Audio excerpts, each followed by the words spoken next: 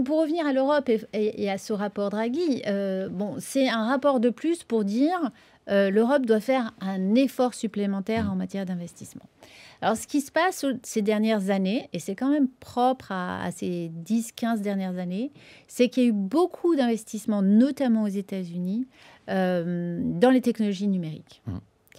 Et comme ça revient à ce qu'on disait tout à l'heure, comme l'Europe n'est pas forcément spécialisée au sens macroéconomique dans ces technologies-là et dans cette activité de production, elle ne fait pas ces investissements parce qu'elle en a moins les besoins. L'investissement, et notamment l'investissement en recherche et développement, mais aussi l'investissement dans certaines technologies, est très dépendant de la spécialisation productive. Donc, et à partir de là, on investit moins.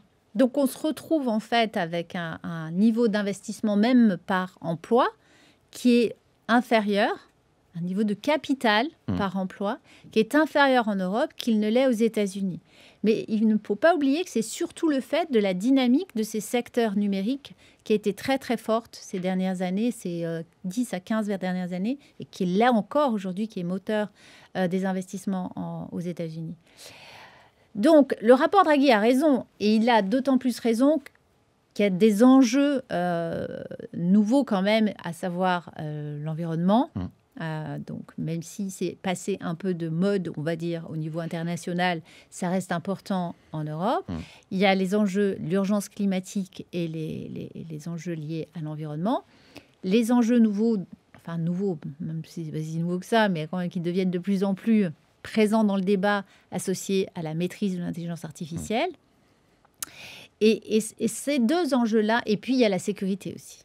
Il y a quand même les tensions géopolitiques, alors avec effectivement la guerre russo-ukrainienne, mais aussi les tensions géopolitiques qu'on peut avoir toujours au Moyen-Orient, et puis le positionnement de l'allié américain qui est plus incertain, en tout cas qui questionne l'alliance, en tout cas, l'évolution et le fait que l'Europe ait besoin, certainement, d'être plus capable d'assurer sa propre défense. Tout ça crée des impératifs d'investissement.